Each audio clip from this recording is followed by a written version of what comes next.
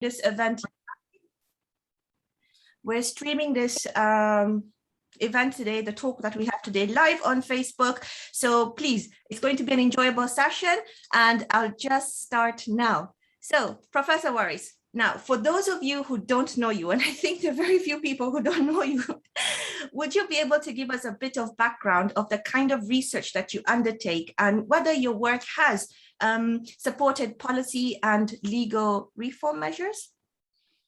Oh, wow, that's a big question, Leila, but thank you so much for the very kind introduction. I'm quite grateful. I'm sure there are many, many people who don't know me, so hopefully this will be an interesting conversation for everyone. Over the years, I've been working on making linkages between issues around finance and the economy, and then issues around making people's lives better. I think that is the sort of the broad space that I operate in.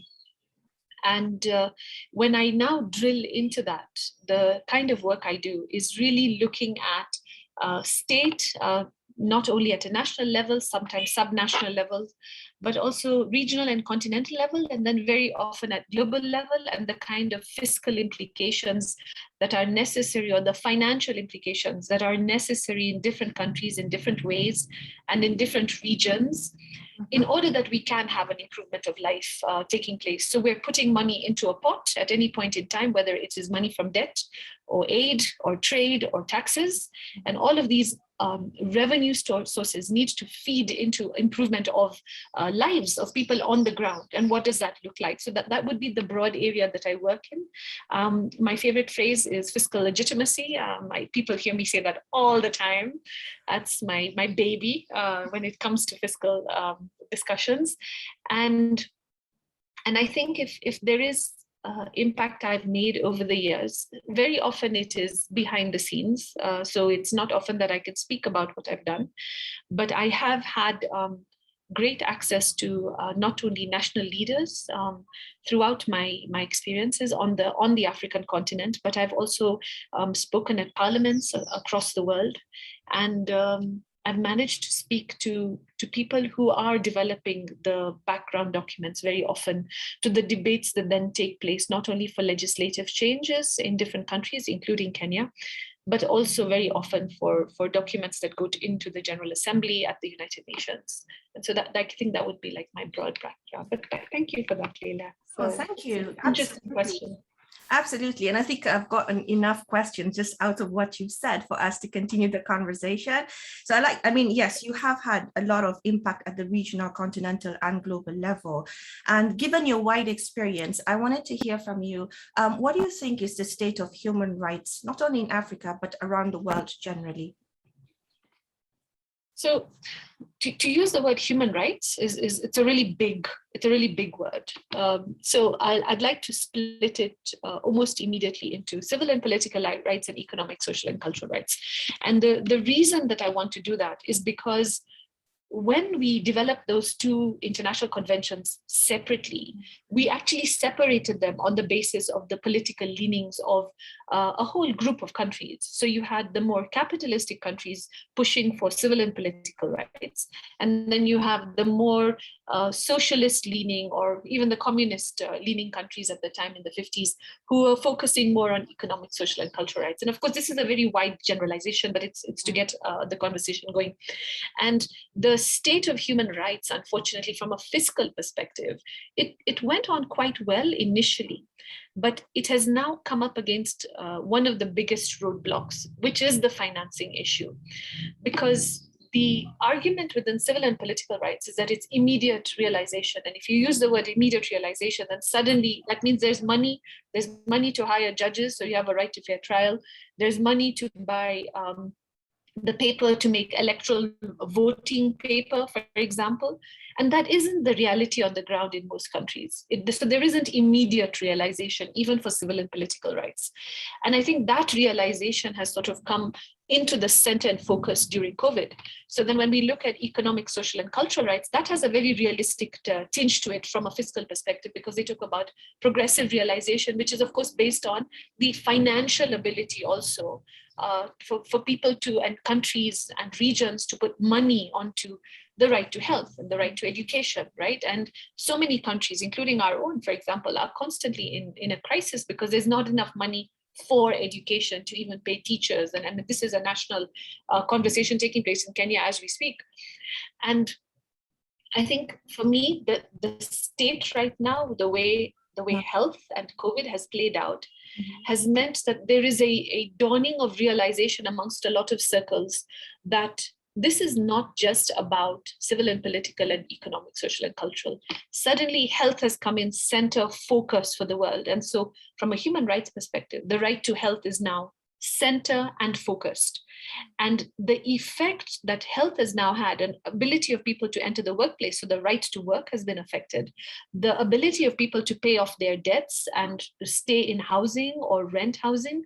So, the right to housing now gets affected. And so many other rights. And if people are hungry and people are not well and they're sick, then their chances of them engaging in civil and political rights is that much more unlikely than it was where we stand. So that would be my broad sweep on that. No, absolutely. Very, very important to flag out these issues and the distinction between civil and political rights on one hand and economic and social cultural rights.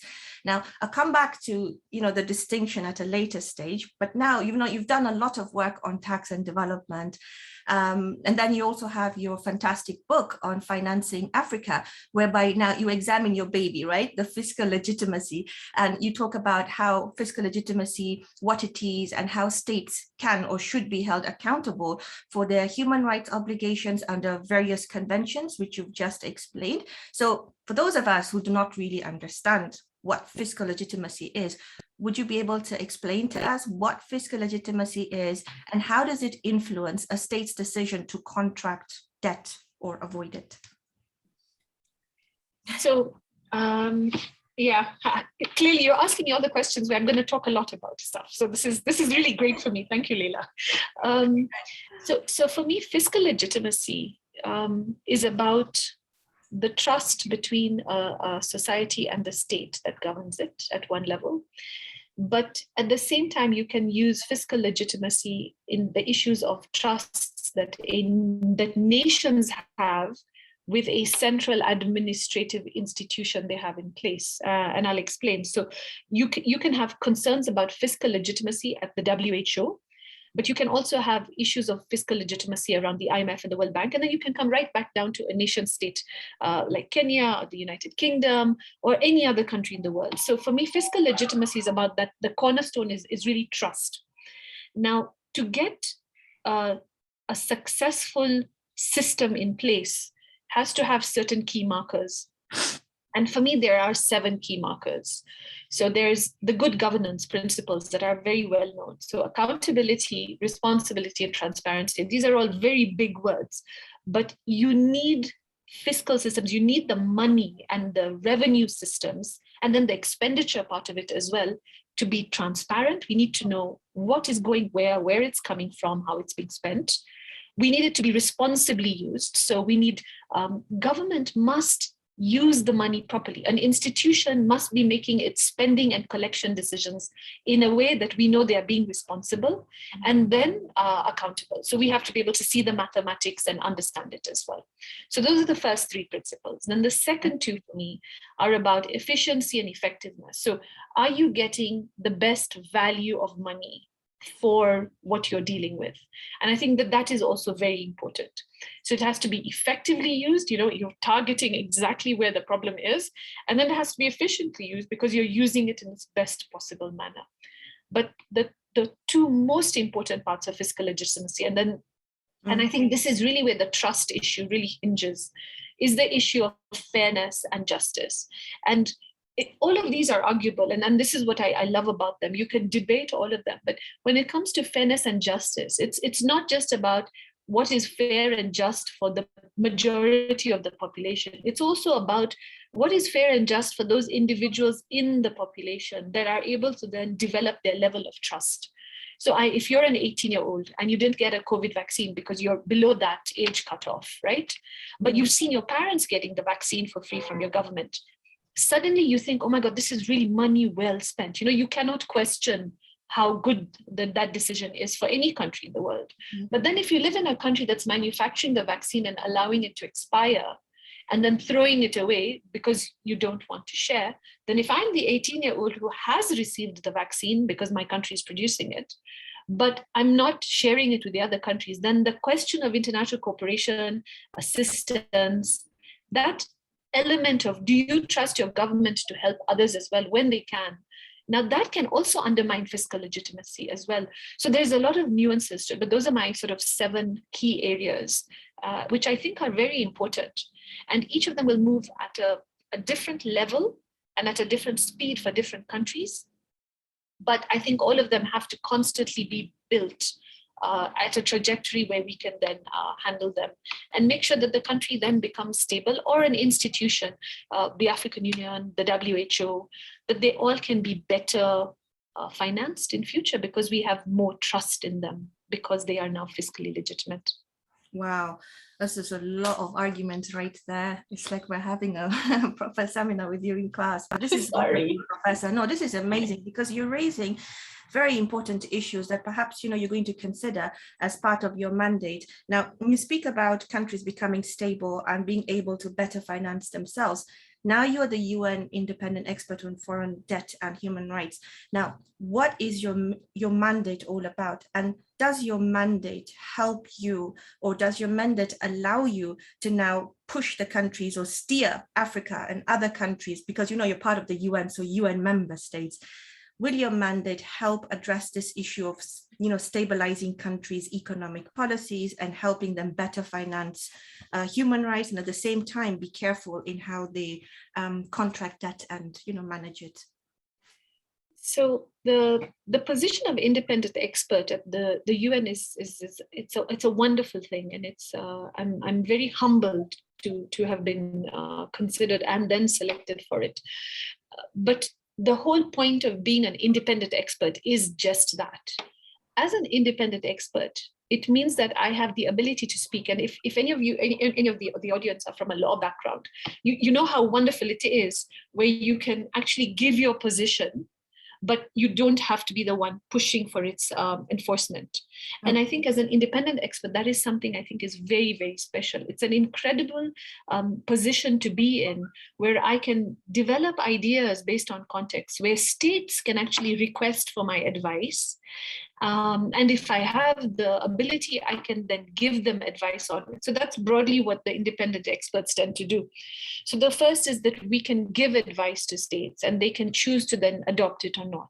But even if they don't request, we can also feed into their processes. And I think I call it my toolbox. I think it's this really great set of tools where I can write letters to governments, I can write letters to states, I can write letters to international institutions or regional bodies and sort of ask them questions about things that are not clear. I think even that is a fantastic tool to have as a researcher.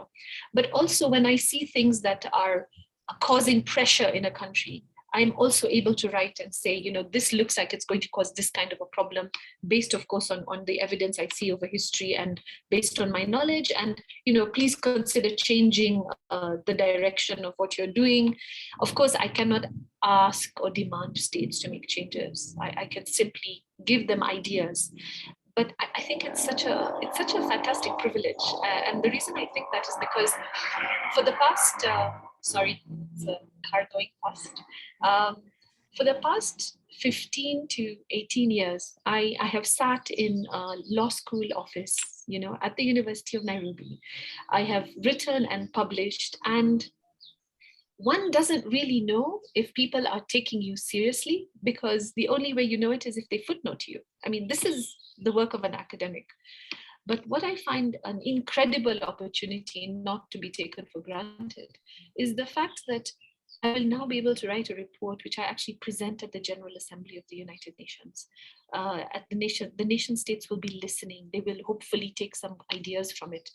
It is a wonderful immediate impact potential that I think is really fascinating. And then there's two parts to the kind of work I do. So I get to produce 6 sort of theoretical or thematic pieces on changes I would like to see in the world over the next decades. And I do the reports over the next 3 years, which is the duration of my mandate. And the other thing is I make requests, and of course, countries can also make requests for me to visit and analyze certain issues in their countries, and then of course produce a report on that as well. So it's two-pronged. It's a two-pronged approach from the broader perspective. But my mandate is huge. Initially, the position of independent expert was actually 2 positions. There was a special rapporteur on the effects of foreign debt, and there was an independent expert on structural adjustment policies. And this was in the late 90s. And then over the years, this mandate was then amalgamated into what it is now, and it's been renamed a couple of times.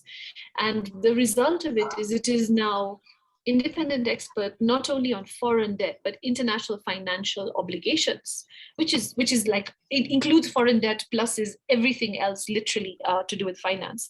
And then of course its effect on economic, social, and cultural rights. So the mandate covers about 8 key issues.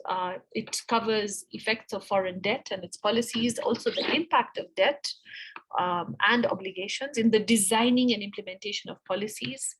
It allows me to look at measures taken by government and the private sector, but also the IFIs, but also new developments in actions and initiatives, not only being taken by IFIs, but also UN bodies, impacts of illicit financial flows on the enjoyment of human rights broadly, and follow-ups to the financing for development processes and the SDG processes. But it also allows me to enhance the interlinkages between foreign debt and economic, social, cultural rights and other parts of the UN, but also other stakeholders across the world, both at national, regional, continental, as well as global level. So it's a huge mandate, and I had 3 years to do it. So my call for contributions is out already, and I'd like to encourage people who are attending and hearing this. It's due 12th of November, so there is time for you to put your ideas together and submit them. And I'm very open to hearing thoughts. Yeah, I can give you my preliminary thoughts, but I'll wait to hear what you have to say. Yeah, it's quite impressive, the mandate that you have and the fundamental shift that you could start proposing to states, in the kind of fiscal, economic, social policies that they can start implementing at the domestic level, so that we have what you call people living better, people improving their lives and having hardly any roadblocks towards sustainable development. So it's part of your mandate. You said that there are a number of changes that you seek to propose, right? This is the effect of foreign debt and the impact foreign debt may have. So looking at your background, you've done a lot of work on domestic resource, domestic revenue mobilization and tax, a lot of work on illicit financial flows. Now, are you going to be able to use the work that you have done, where you identified shortcomings or certain fiscal pitfalls in the areas that you've already researched into? And now would you try and look at those issues in the context of foreign debt? Yeah, so I guess, so let me split it for you. So I can look at foreign debt separately. I can also look at international financial obligations and their impact on human rights separately. They're not together. Each of these reports, if you're an academic, is the size of a big journal article. It's like 15,000 words, 20 pages or so, 10,000 words, right? So you can imagine it's like doing 6 journal articles over the next 3 years, but I'm not trying to diminish the value of it. These are very important pieces because they automatically get the ear of world leaders, which is fantastic. But when it comes to my work, so foreign debt is a serious issue right now globally, and there have been calls, including by my previous mandate holders of my mandate, for a new debt architecture. I think we should go a step further. I think we need a whole new fiscal architecture, and it's not just that we have a problem with debt, it's that we have a problem with the whole financial economic system globally. And we are discussing issues around debt moratoriums or freezing debts, debt forgiveness. But let's look at the practicality of it. And I like to take examples down to the human being, right? So you're a family and you took a loan. So that's your debt, right? The parents in the family lose their job. They can't pay the debt. You can scream as much as you want.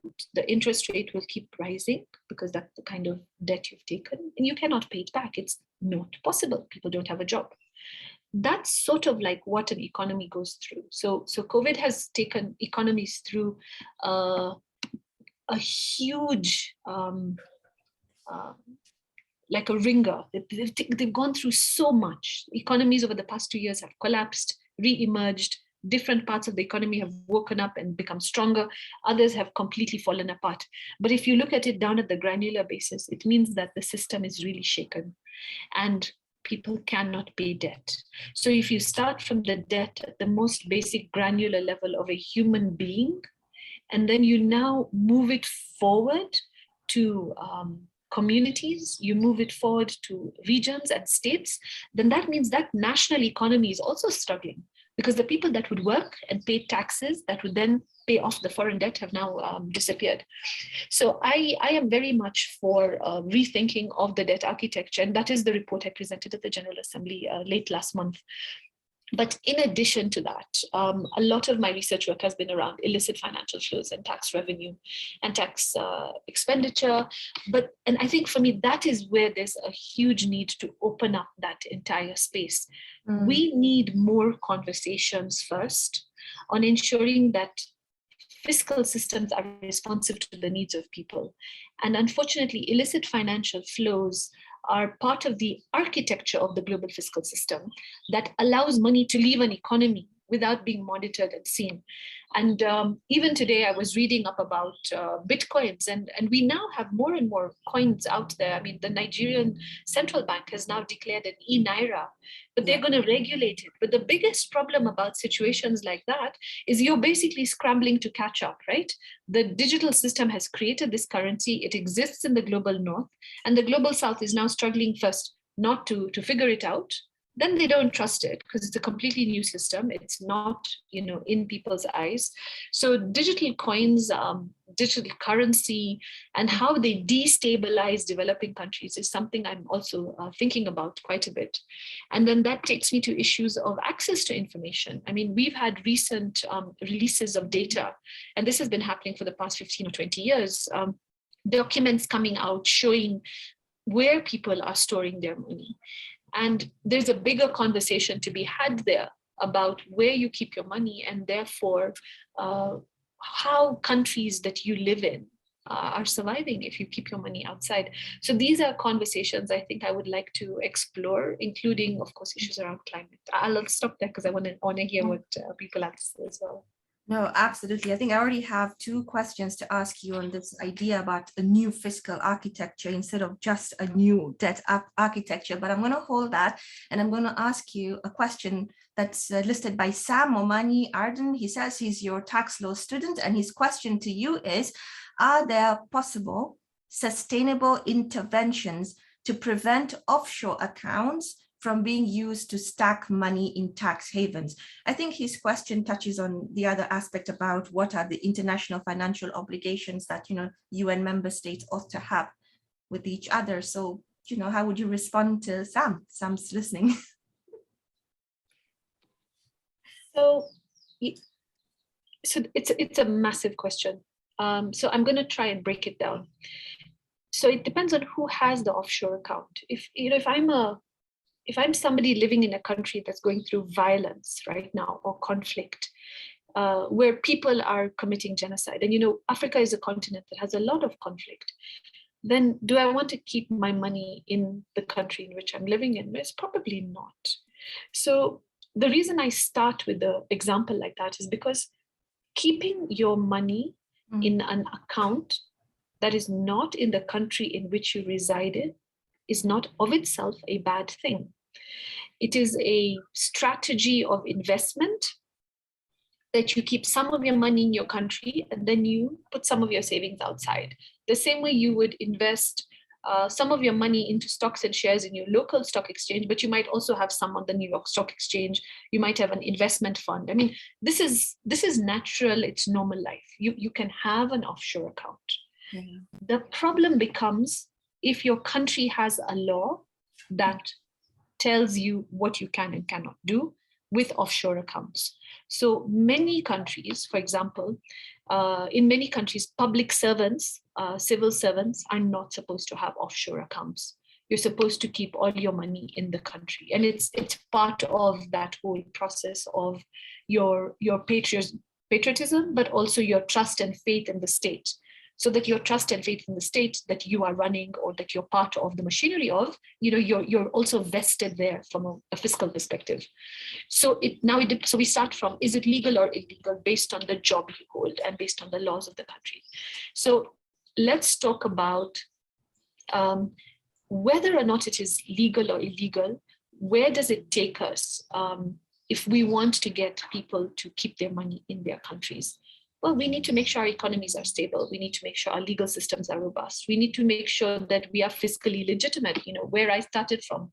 Those 7 principles have to be really strong in your country for people to be willing to keep the money in the country. These recent disclosures of data that have come out, for example, are very telling because it does start to show you that many leaders across the world have already divested. They've put their money in many different places because they're protecting their assets. Again, I said it's not illegal, nothing wrong with that. But how do we make it such that people are more willing to put money in the countries that we live in, especially when we're developing countries? So we need robust legal frameworks. You cannot regulate some of these decisions. People are going to invest where they want to invest, and that's the global economic system. But I think it's important that when we look at our nation states, so how long does it take you to file tax returns? How long does it take you to get your overpayment of tax back in the country you come from? Have you ever received your overpayment of tax back? I mean, these are granular issues about money. If you invest in a house in a certain country, I mean, there are countries in the world, for example, if a tenant stays for more than 3 years, you cannot remove them and they can own the house literally in effect. So who's going to buy a house in that country? No one. Everyone's going to want to buy houses in countries where the law is better for them. So we have to pick those apart and then get people to have faith in the country. The only way to have faith is to make sure that the framework of law and policy and enforcement is robust. And it's good to see you here, Sam. We were in class yesterday. Oh, wow. It's very impressive. Exactly. It goes back to the entire concept of fiscal legitimacy and the trust that you've been talking about. Now, very importantly, you highlighted, your approach, or maybe it's your vision to think about a new fiscal architecture, which would help, resolve many of the problems that we're seeing, not only in Africa, but beyond. Now, we're already seeing that we have this international political architecture where we see power asymmetries between the global north, the global south.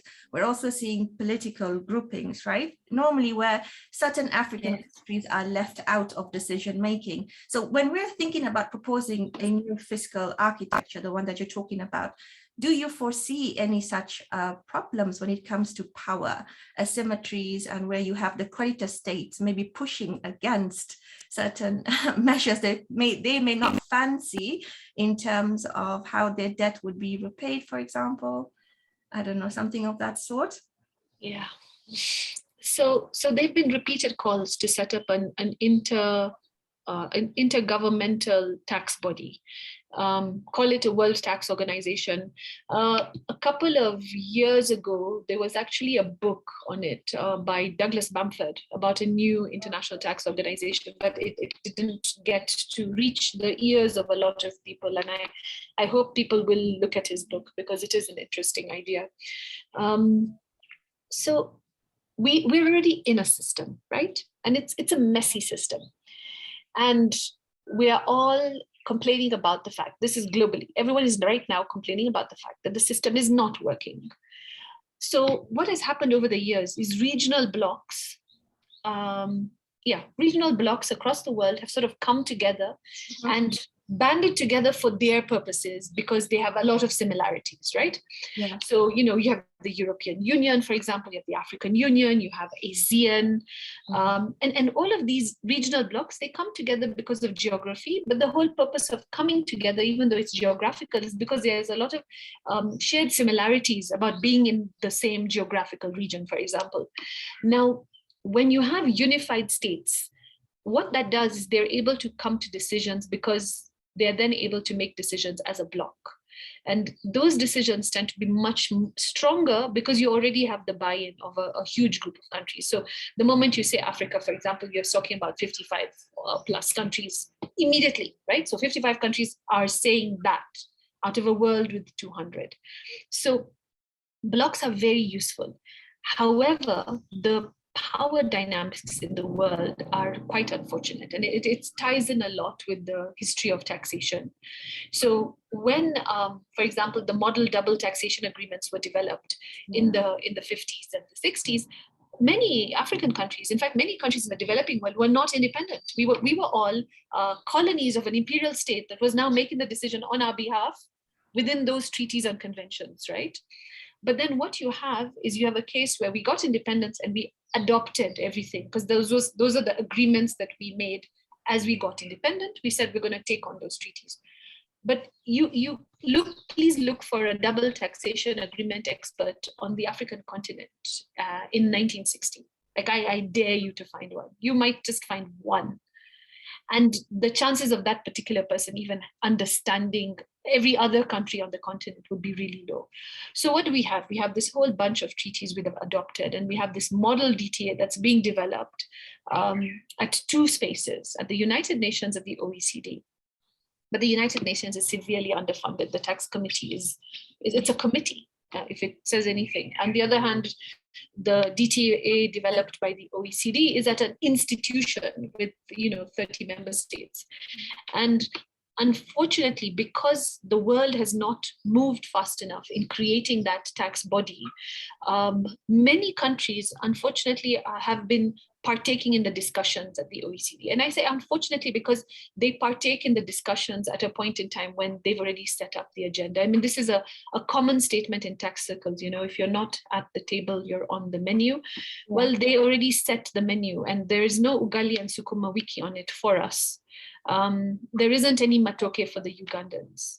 What there is fish and chips and, whatever the French cuisine is that you'd like to pick, plus every other OECD member state. I mean, that's what it looks like, right? It's hamburger, chips, pizza. It's not what is our style of what we would like.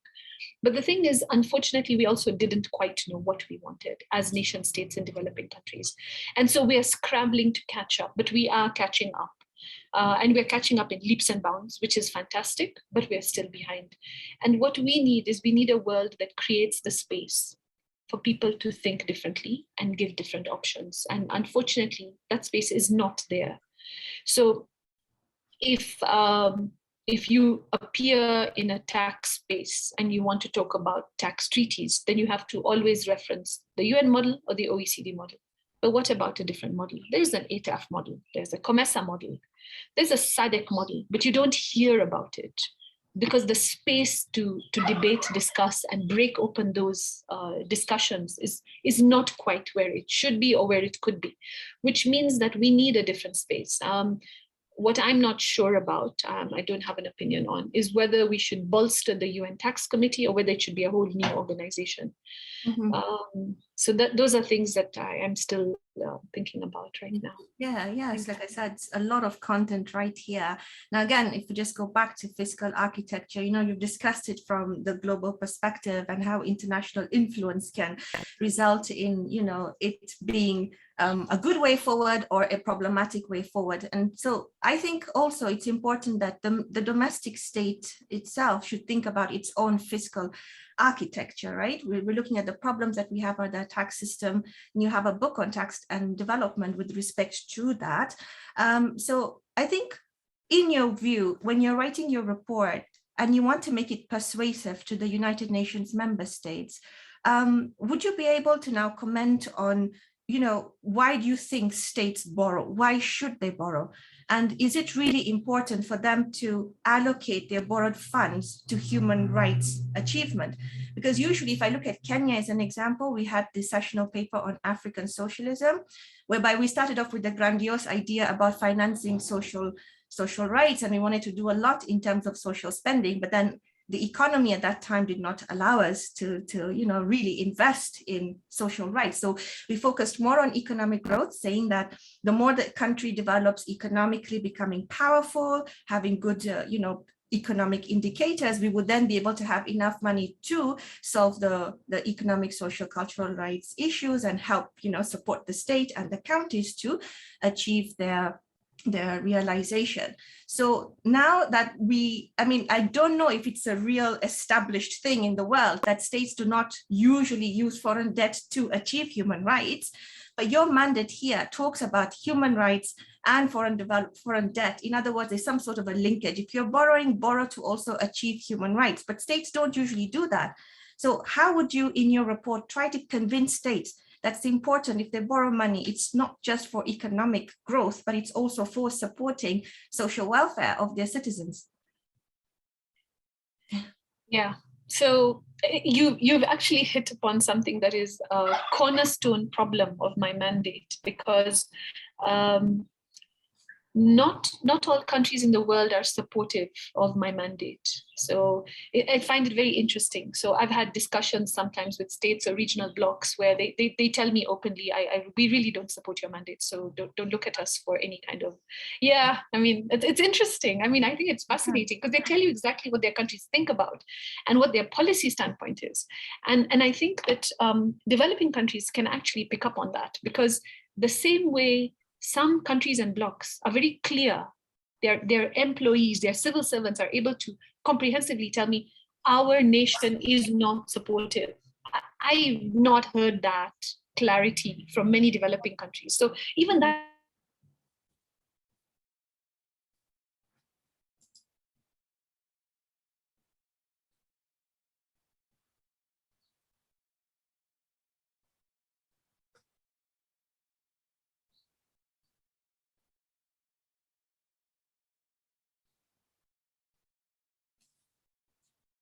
have we frozen?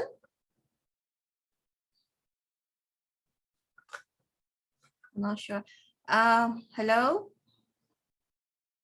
Mary, if you're here, could you give me an indication whether you can hear me or Professor Waris? I can hear you.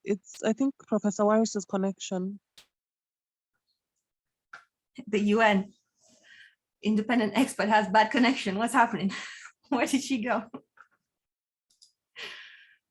Okay, just give us a moment when we try and get Professor Waris back. I think her internet must have frozen. Sorry, I think I'm back. Yes, we're here. We're just making a joke, Prof, that, the UN independent has bad internet. Sorry. Yes. Yes. I have now moved from my Wi-Fi to my University of Nairobi hotspot. So University of Nairobi is way better than the independent experts' internet connection. Apologies for that, everybody. So I don't know where I cut off, but I was talking about the linkage between foreign debt and human rights. Yeah. Is that where I cut off? Okay. Yeah. So I find it fascinating, right? It's like, so where's the connection? And in my book on finance in Africa, which I hope many of you will read, it was a wonderful journey. I remember looking at national budgets and asking myself, so what goes into a budget and then what comes out of a budget, right? And into a budget comes loans and debts and grants and state business and tax revenue and any other revenues, right? Investments of the state and the rest. So let's just look at the foreign debt part. And then look at what the spending will be on, right? So you will have to pay back the debt. That's on the other side of the budget. The interest rate on the debt is an expenditure, right? But what are you doing with the money? And foreign debt or any debt that a country takes on is like the debt a family takes on. If you take on a debt because you're going to pay for your students, for your child's education, then you're expecting that the child will be now educated, earn a salary, and help you pay off the educational loan you've taken, right? That's your debt. That's your right to education, making a linkage immediately. Now, foreign debt becomes very important because foreign debt is it's usually a huge amount of money. So I'm sure many people have heard every child born in X country is born with a debt of, I don't know, $1,800, for example. And then if I tell you there are countries in the world where every child born is born a millionaire in US dollars, Wow. that's because of how they manage their foreign debt, if they take on debt or not, how they invest their assets.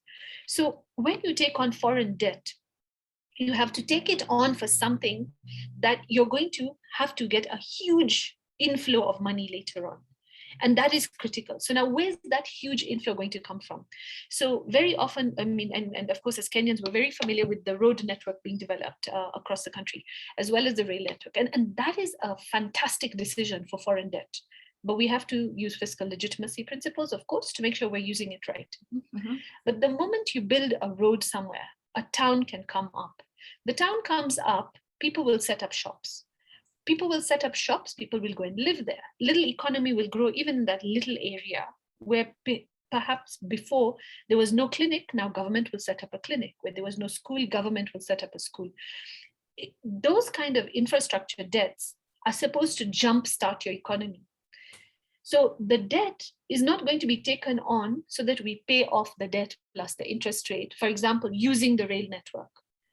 What we have to be able to measure is what is the economic boom that is going to come out of that is going to pay back that debt. So that is the first basic level, I think, of foreign debt that is critical.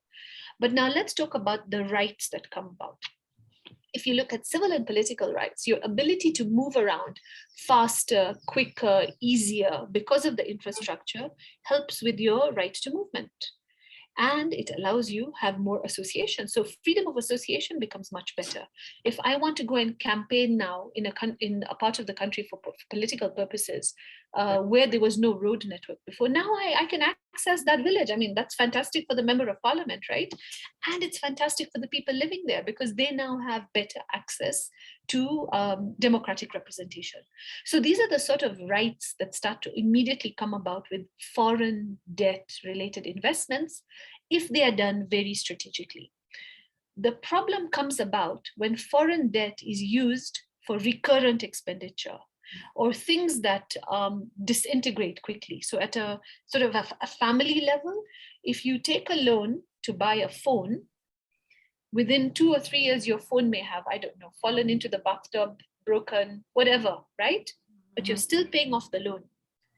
And while you had the phone, yes, you may have been able to do a little bit of business with it, but not enough to cover the cost of the phone. So you have to start to think about, at a human level, whether you want to take a debt for that or not. And if we transpose the same argument at a national level, several countries have had one laptop a child projects, for example. But if you now hear the stories around the use of the laptop, you'll hear that one country has been very successful. The students are using the laptops. They're now becoming tech savvy. They're now going into innovation hubs. So the economy is now booming because you gave a child the right to an education and right to access technical equipment. So it's recurrent expenditure because it's something that disintegrates really fast. After 4 or 5 years, that you now have to buy new laptops for the next batch of kids, right? Now, when you look at the other countries who have had that project, we've had problems where children have been given the laptops, but we don't have an electricity infrastructure to support it. So it is a stillborn idea. Nothing happens. The child doesn't have access to the technology. It sees things becoming dusty. They could be doorstops, somewhere, but there isn't a spillover effect on the improvement of the life of that child or their family. And I think that is why and it's why I love fiscal legitimacy. Each of those principles cannot be used as a blueprint. It has to be used, and you have to push each country at its own pace along the way, using each human right as a measure based on the political priorities of the state. There's no right or wrong. There's just what the priorities are. I hope that answers the question. Very importantly, I think it is the priorities, and also the word that you used, it's all about being strategic as well. Because if a state is now borrowing money and they're using the borrowed funds, concentrating that within the capital or in urban areas at the expense of rural development, then we're not really talking about the realization of human rights for people who are marginalized in those countries. And I think this takes me back to the question where you said that for your mandate, you've had certain states tell you that, we don't support your mandate. And is this because it's a problem in the international convention itself? States have an obligation to achieve to the maximum of their available resources to progressively finance, human rights. So the word progressive, again, they have this aspect about minimum core content. So if the state has provided the minimum core, they're really not under a heavy obligation to quickly or immediately achieve human rights. And then there's the problem of state discretion, which General Comment 14 allows states, right? You have the discretion to do with your funds what you choose to do. So what I'm basically getting at is that we have human rights telling you that these are the obligations you're supposed to fulfill, manage your debt properly, use it to improve lives. But at the same time, we're giving you the discretion to do so. And as we know from law, discretion can usually be abused. So do we see the problem of discretion coming in to, counter this wonderful progress that we've made as a society to improve lives? I'm not sure that it's so much a division between civil and political and economic, social, and cultural rights anymore. Mm-hmm. I think it's more a pushback around issues of state sovereignty. Tax and government revenue have always been a discretionary issue. Of course, state sovereignty becomes the critical argument, and of course, understandably so. Mm-hmm. So, for example, ever since countries developed in the developing world, hello, Rima. You're not muted. Ever since countries in the developing world have been taking on issues of debt, you hear citizens in those countries basically countering and saying that how much debt is too much debt.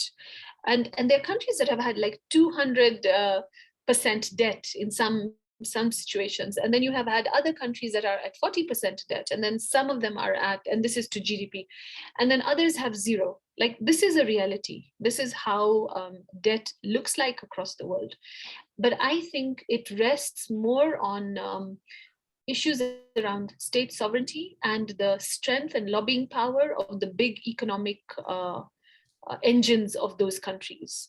So the result of that issue is that these are countries that have, I think, a better communication with their populations already.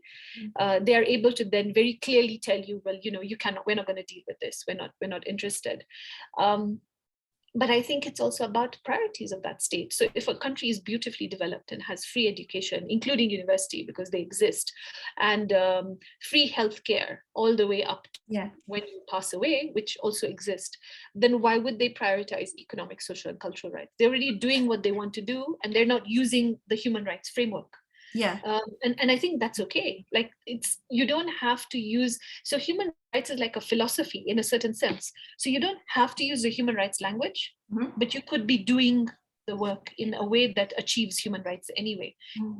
And I think that it's the pushback in the understanding from different spaces. Wow. Okay. I didn't see it that way, but I think, you make a lot of sense when some states may not be using the words, the key terms that we have under the human rights framework, but they're actually achieving what we would deem as human rights. Now, I have a question from Dickens Ochieng. He says, good morning, Prof. My name is Dickens, a researcher at CFS. Okay, that's very good. I have a question regarding what you have just discussed. That was previously. How has globalization and major financial institutions like the World Bank and IMF influenced fiscal legitimacy, especially in relation to sovereign fiscal autonomy, more specifically in Africa? Yeah, that's a great question. I'm very happy that you're one of my researchers, Dickens, and of course I know who you are. But okay, so So the World Bank and the IMF are two very different bodies, but I'll give you a couple of examples because these are huge institutions that do an incredible amount of work. Very recently, there was a huge controversy around the report on doing good business, and it was actually discontinued. And it was because this particular report actually had a huge impact on whether companies would invest in a country or not. And that was how they influenced. I mean, this was a report. It was produced annually. And when they decided and they said, well, no, actually, it is not a correct report. We think you should not use it now as much as you were using it. It doesn't undo the past 20, 30 years of its existence, where companies were making a decision where they're going to invest. And it had an implication also for countries, because then, of course, credit rating agencies would be rating countries higher or lower based on the results of the reports from the IMF and the World Bank. So we look at academic research and literature, sometimes it's very dry, but actually it has a huge influence and it has huge impact on the ability of countries sometimes to even survive. So I think that is the first one I would like to say. But when it comes to the fiscal legitimacy, and this is tended to be quite controversial, but a member of the IMF actually said this publicly during a conference I was in attendance to. And he said that while loan conditionalities are reducing as attached to IMF loans, he said that tax conditionalities have been increasing. So what does that tell you? Well, we're not really sure who decides on the tax policy of countries that have loans from the IMF. That's what it means. So if you're not making your own tax policies and you're not driving the reform for your tax laws and regulations, then it means that somebody at the IMF is deciding for us what to tax, how to tax it, when to tax it, who to tax, where to tax it. You know, my favorite, who, what, when, why, how, where, right? And it means that we're not really in control. So it's somebody's sort of invisible hand, you know. I think it was Adam Smith or Keynes who said, there's this invisible hand guiding the economy. That's what it feels like. There's an invisible hand. And the invisible hand is not this invisible hand of God. It's the invisible hand of an institution or people, human beings in an institution who are looking at dry data and deciding what direction your country is going to take. And then this is why there's huge amount of taxes being collected from indirect taxes in developing countries, but we're not focusing on income taxes. And I think that that is where our biggest problem lies. We need to get everyone to pay income taxes, or at least declare. And then VAT can drop away, because that is affecting poor people incredibly negatively, and the unemployed. Absolutely. It just takes me back to your vision of having a new fiscal architecture. Like, who will really drive this process? Will it be the invisible hand of institutions that are not in the control of African economies, for example? So again, Susan asks a related question, and she says, again, from your tax class, why are all your students here? So she asks, how do we as a country ensure that we are able to pay our debts without overtaxing? Critical question. Overtaxing is such a controversial phrase. So I mean, I was sharing this in the class yesterday. So let me also raise it a bit here. We have 19.5 million Kenyans who are registered to vote in the coming elections next year, but we have about 7 million registered for income tax. So there is no overtaxation in Kenya when it comes to income tax. Let's just put this out there. There's no overtaxation in countries like Kenya. You go to a country like Uganda, Malawi, and this is in my book on Financing Africa. It's like 1% of the population of Senegal has TIN numbers. I think it's 0.3 or 3% of Malawians have TIN numbers. Wow. So what does that tell you? There's no overtaxing on income tax, because the first space we have to enter is income tax, where everyone pays taxes with fairness based on their ability to pay. Now, when we don't bolster that system, when we don't have that system as a strong system, then the government is always looking for alternative ways to add income. And that is where they're going. They're going straight to VAT. And now this is causing more problems, because we are now trying to remove customs duty. We're moving to an African Continental Free Trade Agreement. It's in place. We want to have an African Union without borders. So all the landlocked countries are going to have zero customs duty.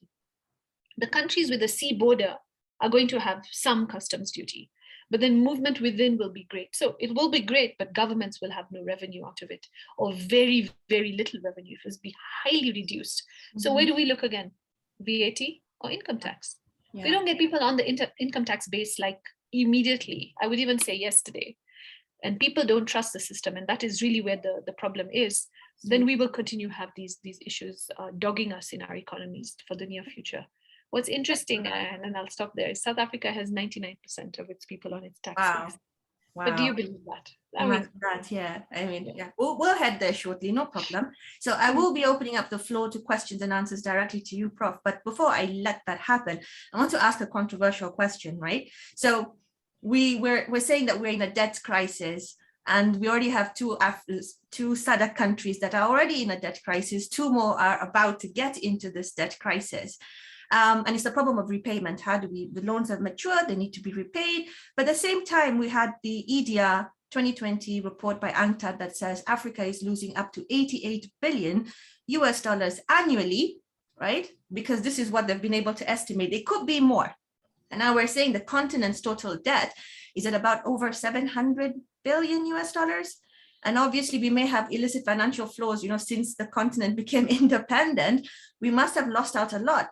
So the argument that certain civil societies are making is that we don't need to repay this debt at all.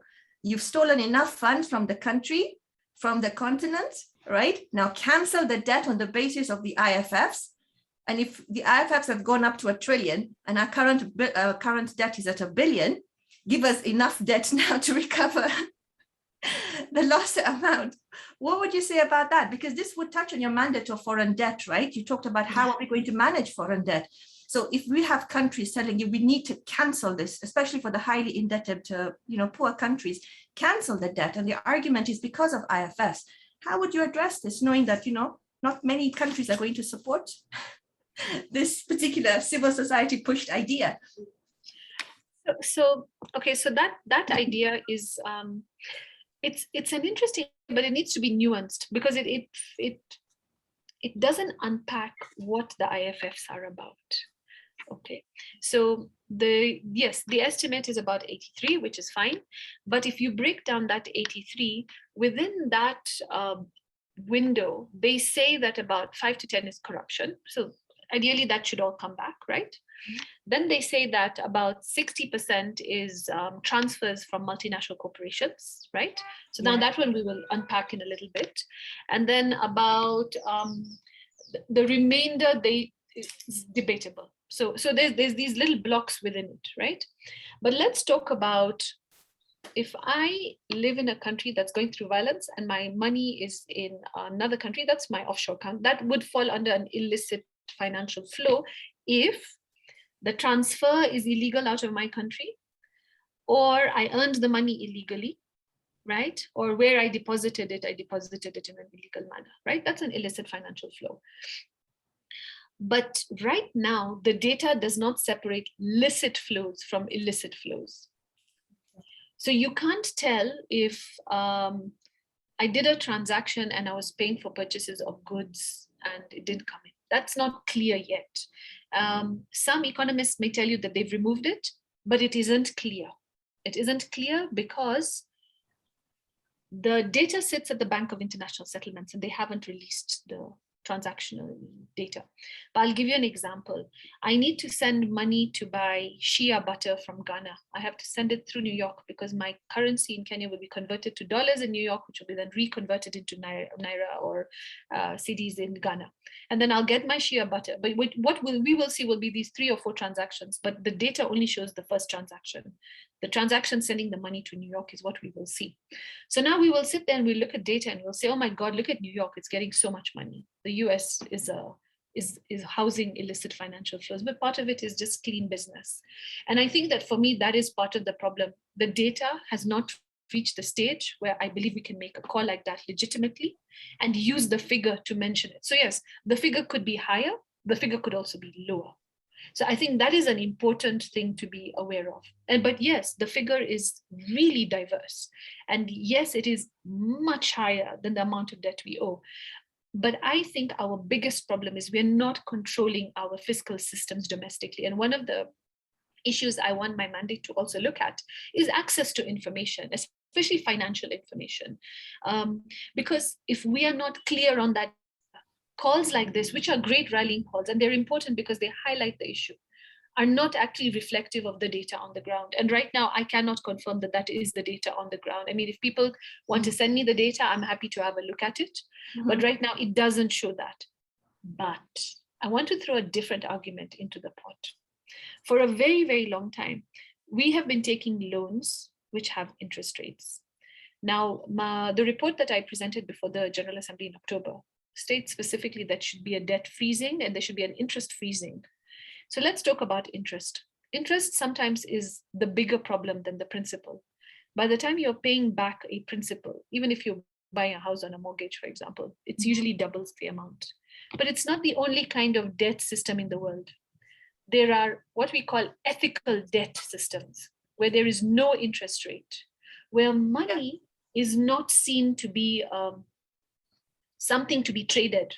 Money is seen to be the method of exchange. It is a movement. Now, if you use these alternative fiscal systems or economic systems or debt systems, they call them ethical, then there is no interest rate at all. And sometimes I wonder why we are not taking those types of systems more seriously. Because you see, if you and me are friends and you ask for a loan, I'll give it to you because I trust you. Yeah. I will not ask for an interest rate. You tell me I can pay you back in about a month or 2 months. I'll be like, it's fine. So many of us operate in that way. So how come states are not allowed when they have good relations with each other? Why don't they have that system in place? They should. You are a friend of my country. I'm a friend of yours. We export most of my tea to your country. You export most of your chemicals to mine. We can have faith and trust in each other. Okay, I need a loan. My country needs some money to tide me over. I think that we need different thinking also. Yes, use the IFF argument. It's a very useful argument. But we have to change the structure of the system. The problem is, if we use that argument, we will not change the structure. We will leave the structure in place. I think it needs to have a two-pronged approach.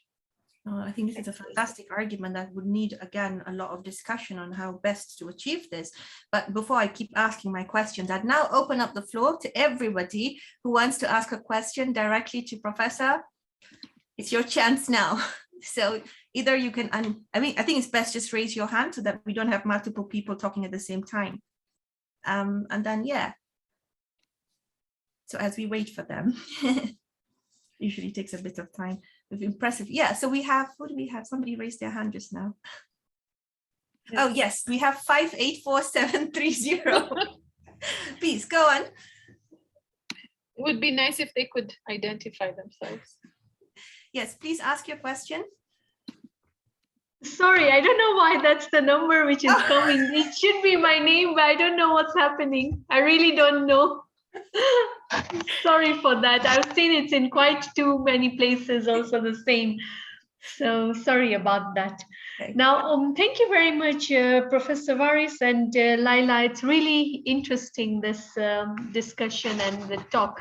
I was just reading something this morning about how fugitives in Sudan are sending their money to Kenya.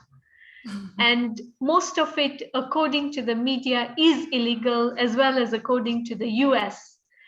What about if that money was used? Because now we have to try and look at the system in terms of corruption, because that is money got illegally.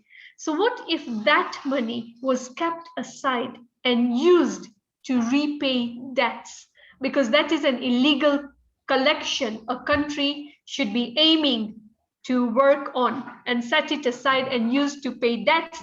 So that would actually help do away with corruption globally. I don't know, that's just my thinking. Thank you.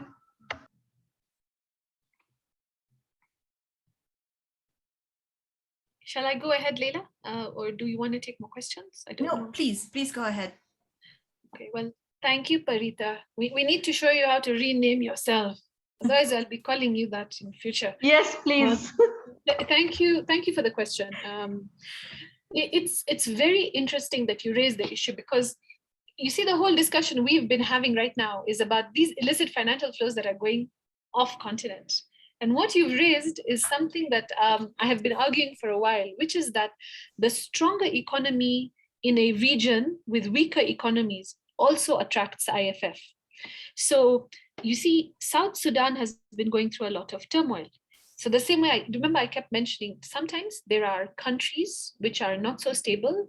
So people don't have faith in the country, they put their money somewhere else.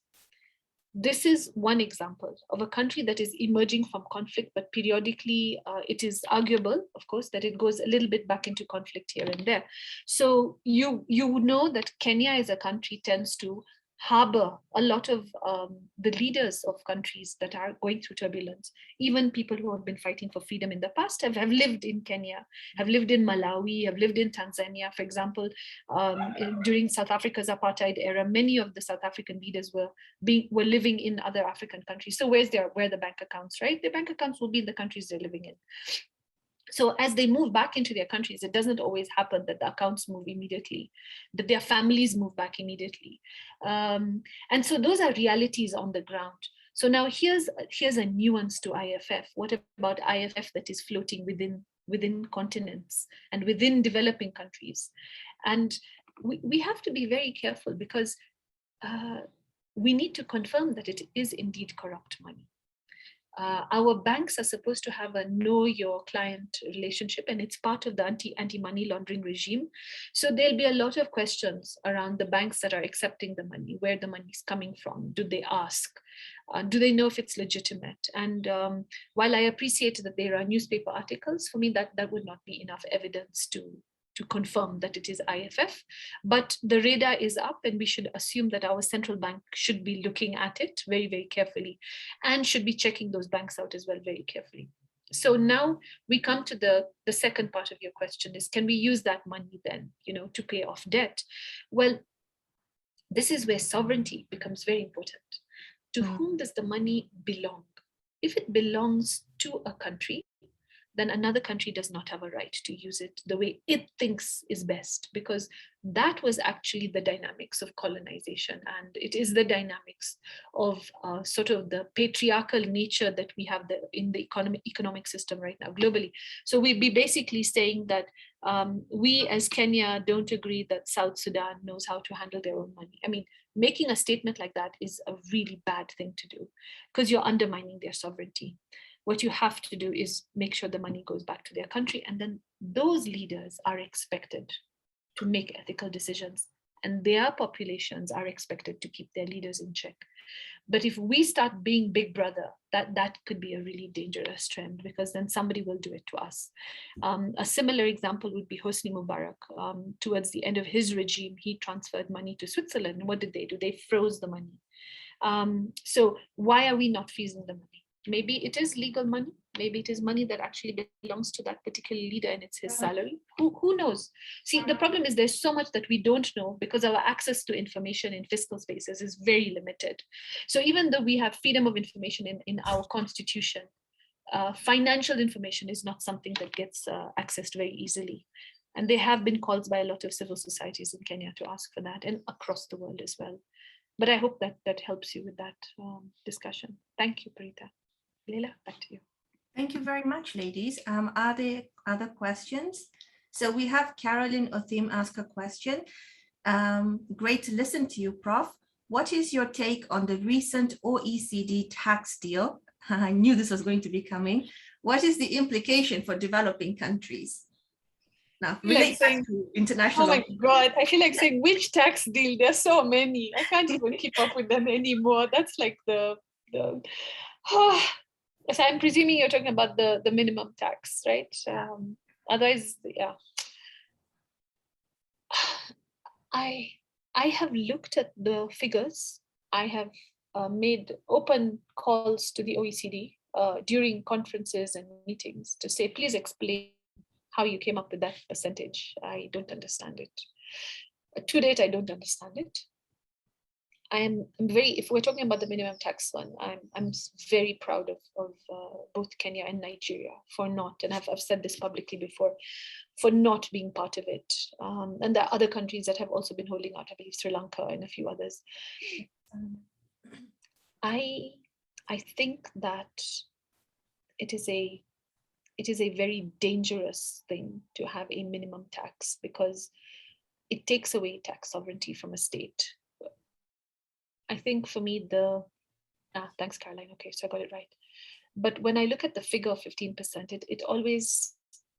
it gives me so much concern, because even the most basic human being in countries like ours pay 10% of tax on their $1,000. Is it $100 or 10,000 shillings a month? You hit 11,000 shillings, Kenya shillings, which is $110. You're already paying 10%. And these massive companies are going to pay 15%. That means, as far as proportionality is concerned and equity and equality is concerned, that's just gone out through the window completely. There's no equality and equity in that system. And for me, that is a fundamental problem with having that 15%. It should have sat at 35 or 40%. Then it would be fair. Because if I'm paying 35, 40% anyway with my salary as a public servant in a government university, why is a company paying so much less? And for me, it is inherently flawed. I'm going to be doing research on it during the course of the next couple of years. And it's something I will write a piece on. And I'm very open to receiving comments on it as well. But there's another part of the discussion, which I think is quite important, which is an issue around digital taxes. Yeah. And people forget that there is a customs moratorium at the WTO that has been standing for 20 years. Now, I think it's 22 years. And customs moratorium for digital goods and service, digital goods means that goods are able to come in and out of the country through digital platforms. You know, you're buying your music or you're buying your apps and all the rest. But why are we not taxing them?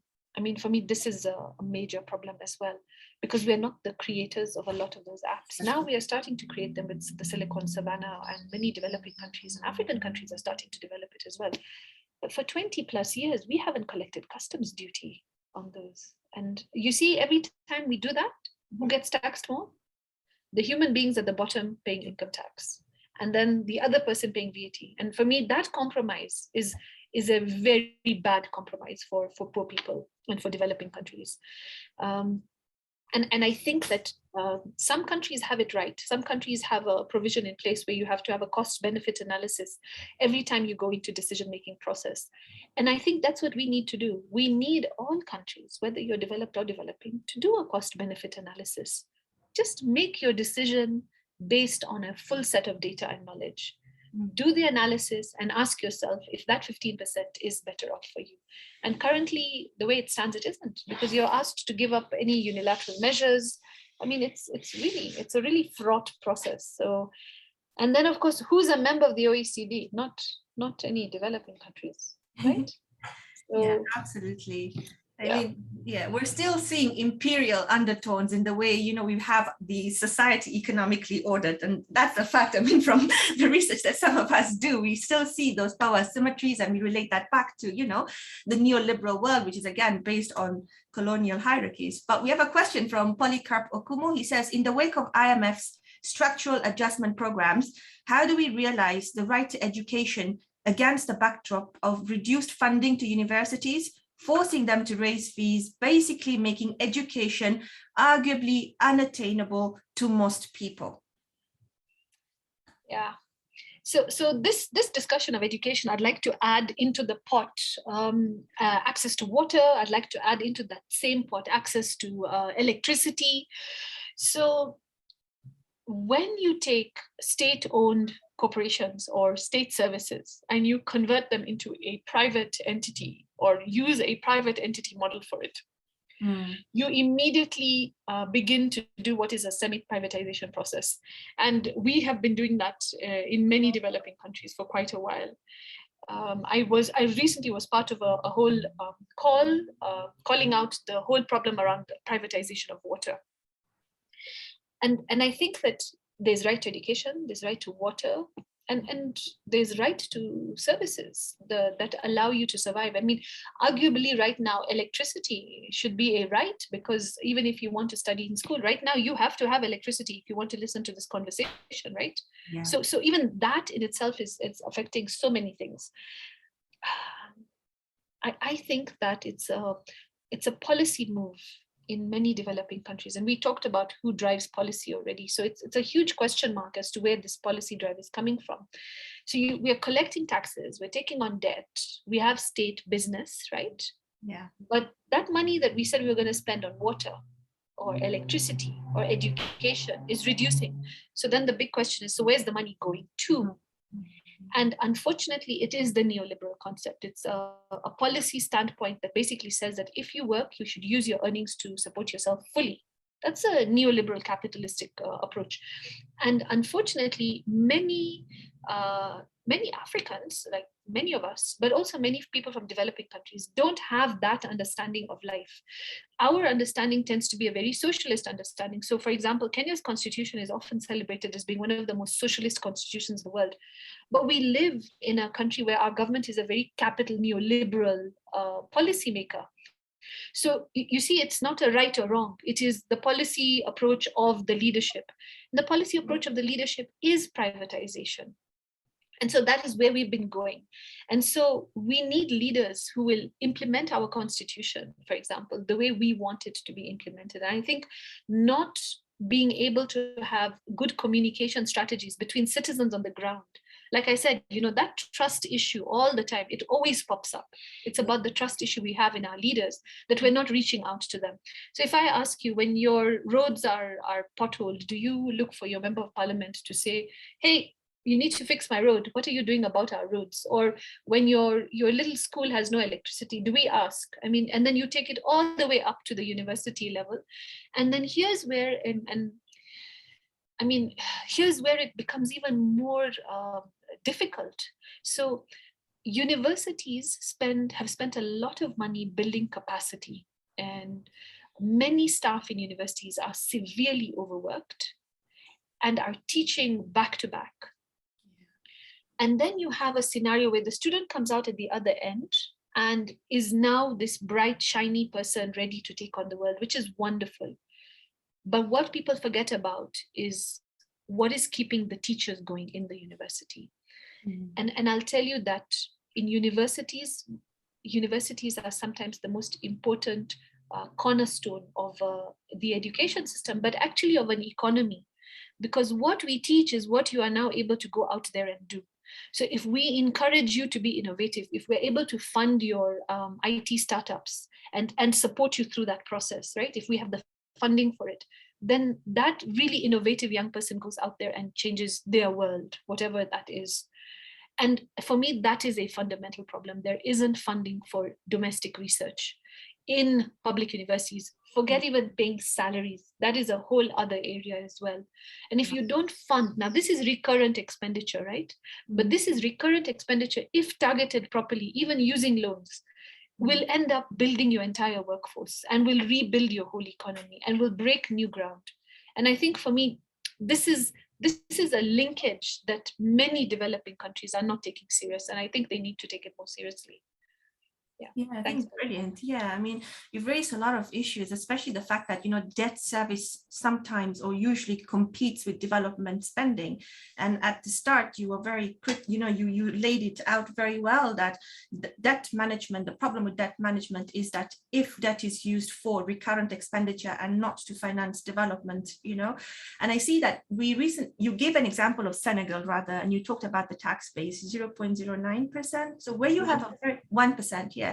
So where you have a very low tax base, right? The assumption would then be, in my view, that you're borrowing to now finance the recurrent expenditure, not meet development needs of the state, right? Because, your domestic revenue mobilization potential is quite weak. And again, so what would you say about developing perhaps principles that guide states to be more responsive or responsible and more accountable towards how they decide to manage debt? And I'd like to give an example of Aphrodite. They have their borrowing charter where they're arguing to say that every state should have a fiscal responsibility act, which would enable the state to now openly tell the public what they're borrowing money for, how they're utilizing it, allow the public to monitor it, and then, ask themselves at the end of the budget process whether the money was utilized for the achievement of their development needs. Now, this would create the trust that you're talking about. The Fiscal Responsibility Act would generate trust. It would create fiscal legitimacy between the state and its citizens. It will bring in the aspect of public accountability into the management of debt. So is this something that in your report you would consider explaining and, you know, advising states to think about carefully and strategically? So there are many options on how you can build trust, and there are many options on how you can build fiscal legitimacy, and putting it in a piece of legislation is an interesting approach. It is, of course, something I will explore. It's something I am considering. However, I'd like to add some thinking into the process. So I hope Aphrodite will submit through the call for contributions. I think it would be a great input from them. But why are we putting it in legislation? Always gives me concern. Fiscal responsibility belongs in a constitution. I think it is something that has to be guarded very jealously. And I think it's something that citizens are supposed to take up very strongly always. What I like about, there's some parts of the Kenyan constitution I really like, and one of them is the public finance section. Parts of it are really good because we have our values and principles. Yeah. And I think having values and principles is quite an important step, but then it is a whole process of getting your nation on board to see what those values and principles are, and then breaking that into legislation, policy, and rolling that out. I like the idea. I think it's interesting. I will definitely look at it. And I think it's worth exploring, because some countries may be less willing to put it in a constitution, in which case, yes, legislation is a good step forward, as is policy. Very often what I've noticed with fiscal systems is when the leadership of the day comes up with an idea, it wouldn't go straight into the constitution. They'll start up by rolling it out as a pilot, which I think is always a good thing. And then you roll it out as that pilot, then you see how it goes. And then if it does get traction, it goes into legislation. I think public participation around that discussion would be fascinating. Maybe they can partner up with organizations like Afrobarometer and see whether there is an appetite to have those kinds of rollouts. I think it would be really interesting. Great. So just before I ask the other questions that are on the chat box, what's your working model like? Are you open to be working with civil society to help you, guide you on your mandate? What sort of work do you want, the public to help you with? Do you want us to give you policy papers? Do you want us to give you working reports? So tell us, what would you want the public to do so that you're able to now help us also, support you? So the mandates all have a very interesting process. We are open to contributions from anyone, even solicited and unsolicited. So right now there's a solicited call for contribution. Yeah. I'm developing my ideas. My ideas remain very open. I'm tentative. Of course, things can always change. Some emergency could come up next year, and then I might have to change focus and address the global emergency or a regional one. But I am very open throughout the 3-year mandate to hear what thoughts people have. My email address is up on the UN website, so please feel free to email me. And there are entry points where I can help. So for example, sometimes a country is pushing a legislation through very fast, and civil society get nervous about it. Civil society are very free, as would academia be, to reach out to me and see if I can help by writing a letter to that government and asking them to slow down the process, for example. Some of these letters tend to be private, direct to governments, and some of them can be public, but it all depends on the sensitivity of that particular scenario. So yes, reach out to me if you think there's something you need help for, you think my mandate can help you. Very open to it. And I want to open up this space also, not just to the traditional civil society or the academia, student bodies, trade unions, groups of researchers, single researchers. I mean, just a citizen. I'm very open. If people have ideas and they have concerns, that they should send them in, because I think that this particular mandate on foreign debt is often seen as sometimes very complex, but it is so basic to the rubric of society that the more people that engage with it, the more effective it will be, and the more effect it will have in future as well. But the second part of it is that they have some great reports, and you mentioned guidelines. So previous mandate holders have developed guidelines. And I'd like to encourage you to go and look at the papers, because some of those guidelines are really good. There are principles there, for example, on human rights, indicators, which I think can tie in quite interestingly with the Aphrodite one that you're referring to. So I'm also happy to see how my previous mandate holders' work can fit into existing work, because I'm not going to duplicate. I'm going to build on it. So yes, very open to everybody. No, it's brilliant. It's brilliant to know that you're open to receiving that sort of communication from us, because it creates that trust again that we would have in the institution that you represent, and we'll be able to say that yes, you know, the African voice is also being is being heard, which is obviously what we're here for. Now we have a question from somebody who's given us their password 584730. They're saying, are there policies put in place in developing countries to encourage them save their money in their country's bank? Most of the politicians and top businessmen in these countries seem to save their money abroad in countries such as Switzerland and Sweden. So your question is really good. There are policies in place that can encourage people first to bank their money. So there's already policies in place. So if you put your money in a bank account like the post office banks, usually they're very low in regulations. It's easy to fill in. If you're not very well educated, they make it easy for you. So there are types of banks that are very open. There are very interesting policies you can put in place to encourage people first to bank. That is the whole domestic resource mobilization savings directives that come into place. But now the second question is to save their money in their country's bank account. And I'll tell you, they're deposit protection funds. And unfortunately, this is where there's the biggest weakness in the system. So you're guaranteed savings up to a certain amount.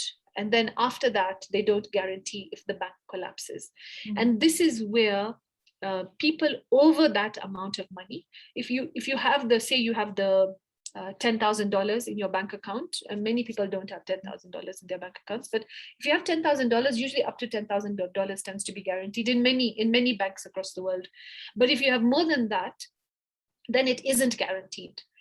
And that is where people with huge amounts of money prefer to put their money in banks where they know the country is more stable, there's no political problems. Now, these other factors start to come into play, and that is why they move it. So the biggest issue is keep your country stable, keep it solid, make sure certain things don't get threatened. Your currency should be stable. Your economic decisions and your policy decisions should make sure there's a growth trajectory that's always going upwards, or at least is stable. And then people will feel confident. Again, it's coming back to building the trust of people.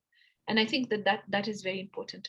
But I should point out that there are countries that don't necessarily specialize in keeping your money safe, but rather keeping your money hidden. And I think that we need countries to stop doing that. And that is the whole secrecy jurisdiction argument. So if people have money they want to hide, they're going to put them in countries where you can hide them. And the opaqueness of the system is then what protects in those cases. So I'm not going to encourage any country to set up opaque systems. I think that goes against my whole principle of transparency.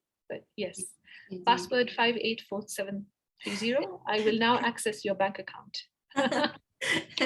Well, the floor is still open for you guys to ask your questions directly to Professor Wari, so please feel free to do so. I have another question from Parita, and she says, with IMF, basic human rights are not being achieved. Food is now expensive, so are medicines. Are there laws in Kenya that though we borrow money and follow IMF regulations, our people, especially those earning less than $2 a day, will not suffer? Again, how do you relate this to your mandate, and would you be able to comment on this? Parita, there are too many assumptions in that statement. You've assumed so many things. You've said IMF, basic human rights are gone. It's out of the window. Let's leave the IMF out of the discussion, because I'm not aware that the IMF controls food prices per se. Of course, the issues of tax conditionalities and are there. So let's just talk about, are there laws, right, that'll allow people to suffer less, like to help protect them? Well, there are many laws you can put in place. You can put in food stamps, for example, a system where you go give your stamps in and given food in exchange. No money is actually used. During COVID, we had set up a cash transfer system, which is really good. It helped a lot of people. I hope that that will continue. It's a very, very good policy. And the team at CFS actually published on it before it was even rolled out. So I'm hoping we had some impact in how that was decided upon. I think it was Mary Ongore who was pushing that particular argument. And then, should there be reflection on policies? There must be constant reflection on policies. I will widen it beyond just the IMF. I think policies in countries, in continents, even in counties and sub-counties, sometimes even the thinking in a village, people sitting around and having a cup of tea around their fireplace, everyone needs to constantly have this conversation about how to make people's lives better broadly and how to look after the person who's the most vulnerable in your society. And many of us are doing that anyway. But policies must be pro-poor. I will say that always. And I think that human rights is a really good tool to have a pro-poor policy that reduces those that are living on poverty levels. But as more and more people have been coming out of poverty, I think COVID just took us a huge step back. And yes, there are arguments that the SDGs may not be achieved, but I think that economies globally are now starting to bounce back. However, the ones in the developing world are still struggling. So we really need to focus on them more and more. Great, thank you. Thank you very much. So as I wait for the other questions coming in, oh, Parita has Can I just say something here, please, Laila?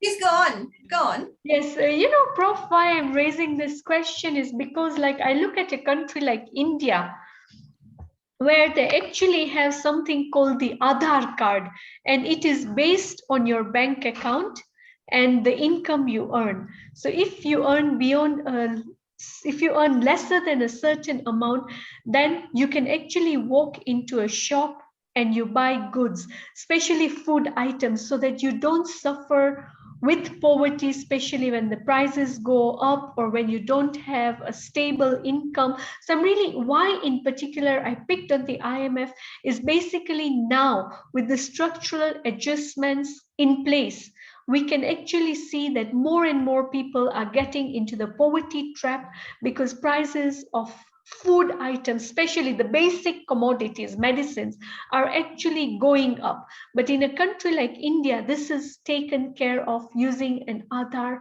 card where nobody suffers. So people are actually above the poverty limits and we are able to achieve the sustainable development goals. Thank you. Thanks, Parita. So that's a highly debatable issue. So I'm not going to comment on it. But that particular card is actually a good way of doing a cash transfer as well. And you're absolutely right. So it's a more tech-savvy system. However, the problem with many African countries, including Kenya, is that, remember, we only have about 30 to 40% electricity and internet penetration. So cards like that would not necessarily work in our part of the world, whereas the M-Pesa system and doing cash transfers on phones is likely to be a more effective system. It doesn't require the card to be swiped. It doesn't require it to be lost. People tend to hold on to their phones quite carefully. So in our context, it's exactly the same principle. It is cash transfers as well, but it is using a different type of technology. And actually technology is something I will hopefully also be looking at when it comes to fiscal systems. But thank you for that, Parita. Thank you very much. Back to you, Leila. Yeah. So we're just going to wait for a few more questions before we wrap up the session. But I was just thinking, right now, this entire concept of hedge funds, vulture funds, right? And I'm saying, we lawyers are a very different breed. We come up with legal solutions for our clients. We also have instances where creditors cannot, recover back the monies from a specific state because it doesn't have the fiscal capacity to pay back. And then they sell their debt to hedge companies, which, have vulturistic tendencies. The case of Zambia is a good example where, they borrowed 3.5 million, they were sued for 15 by the vulture funds, etc. So this is a problem that external debt comes with. Yeah, you can't really control how the creditor decides to sell their debt outside because it's not part of the state's jurisdiction that has borrowed. Now, how would you address this issue? Does it need to be addressed? And what are the possible problems you're going to face from the legal field, right? Because to some extent, it's kind of lawful to sell your debt and then recover it with interest. Yeah. So the mandate already produced a report on vulture funds, and please go have a look at it. So it's already, there's already a position paper on it from the mandate, but so I'd like to join the issue of vulture funds with the speculation on issues of food, for example. You know that if you were able to negotiate at the WTO at the time when rules were being set out, then you could actually ask that speculation on food would not be allowed so that your country has food security. Unfortunately, many countries never actually made the request. So countries like, I think, Malaysia are able to control food prices, but countries like South Africa cannot. And I think India was able to then also help control food prices because they were able to say that they didn't want anyone speculating on the price of food in their country. And it's an important question, I think, also attached to Parita's about the issue of food securities. Are people able to invest in our food securities and then speculate around it? I am not sure. I don't know what the position is for Kenya. But if we make that connection now to vulture funds, and let's talk about, you've taken on debt and at a very simple basis, and somebody can sell your debt on, and then it becomes out of control. Well, how about we have a rule that says that you cannot sell the debt, that is not a tradable instrument. And I think it comes back down to that whole principle of ethical banking. Ethical banking, ethical funds, we have to use some kind of humanity or in our principles on how we behave with certain things. And I think using money as a commodity, which is exactly how you get into those vulture fund systems, that is the core of the problem. And we need to decommodify money. Money should not be a commodity. It should be a tool of exchange. And I think rethinking that whole process would be a very interesting way to unpack things. I will think about it for the next couple of years. Yeah, I think it's quite a fundamental issue to look into. And I was also thinking about, interest. Interest usually has a lot of corrosive effect on a country's ability to pay back, right? But we are living along a global financial system that's heavily based around interest and very well regulated. I mean, would it really, do you think we're going to have, in the next 5-10 years where we would be able to borrow money without any interest at all? I mean, I am a Muslim, so under Islamic law, interest is, it's prohibited. Even under Jewish law, I mean, interest should, be prohibited, but, we have a different sort of thing going on that side. But do you think we're going to have international financial regulations that would be able to allow states to borrow interest-free?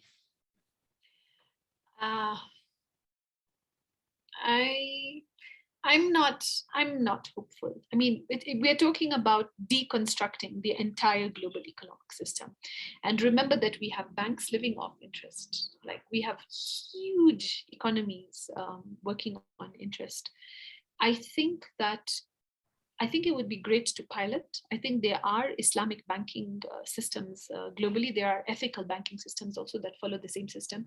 However, they haven't been given the limelight I think that they should have been given. They're coming up quite strong as well. So now a lot of for example, the ethical banks in the United States, there's a lot of ethical banking in the Gulf region. All of these do leverage a lot of money, and they have a much kinder system generally. And I'm hoping that as more and more people hear about it, it becomes an option. But remember that ethical banking works on trust. And again, we will come right back down to the problem is if a country has repeatedly defaulted and refuses to pay even its principal back, then that ethical banker on the other side is not going to trust that country. And developing countries are in that hole because they have been taking on debt, they've been unable to pay. They are not honoring their obligations.